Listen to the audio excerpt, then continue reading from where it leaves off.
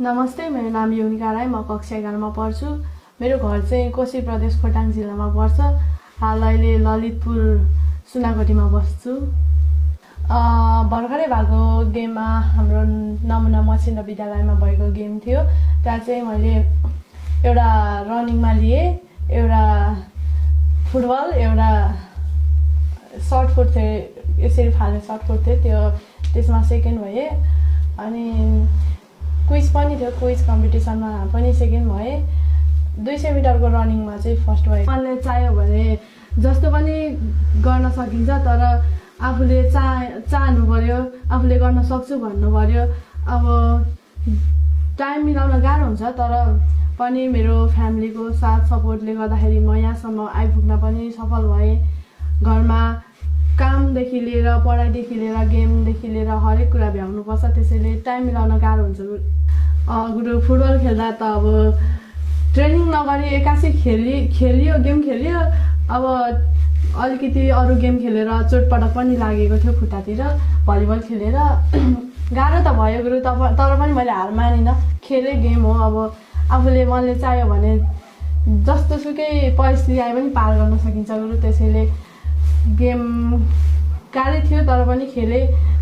Quiz खेल्दा चाहिँ अब मैले अलि सोचे जस्तो चाहिँ भएन। मतलब कि हाम्रो एल हाउसबाट टिम पनि पुरा थिएन, अनि हामीलाई सरहरूले फेरि त्यही भागोलाई चेन्ज गर्नुभयो कि, अनि चिठा गर्नुभयो त्यहाँ को पर्छ। अनि त्यसपछि त्यहाँ परेको चाहिँ हामी बसेर क्विज खेल्ने गर्ने निर्णय गर्नुभयो सरहरूले। त्यसपछि 2 जना भाइहरू हो कि दाइहरू, उनीहरू चाहिँ पर्यो। फेरि 2 जना आँखा देख्नुहुन्न थियो। गाह्रो त भयो उयो अडियो भिजुअल राउन्डमा।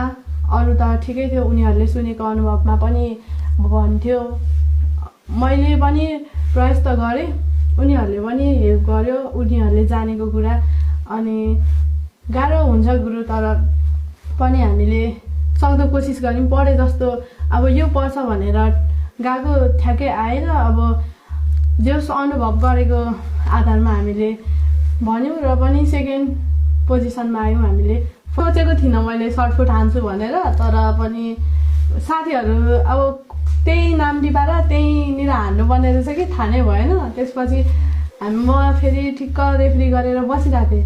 अनि एकैचोटि सरहरूले सर्टफुट हान्ने जति आयो भन्नुभयो। त्यसपछि अनि सर्टफुट हान्नलाई हामीले त सबै भएको जति साथीहरूलाई नाम टिपाएर हामीले हान्यौँ। रमाइलो भयो। तर समथिङ 5 किलोको जति चाहिँ थियो होला, त्यो अब ठ्याक्कै थाहा भएन कति थियो भनेर।